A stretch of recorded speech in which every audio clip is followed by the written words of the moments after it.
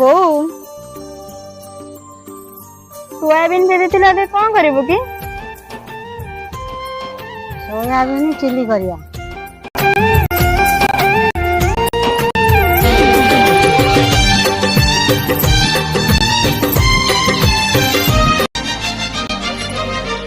हस गोटे ओठ तला गार ना लुह गोटे आखि तला नईर ना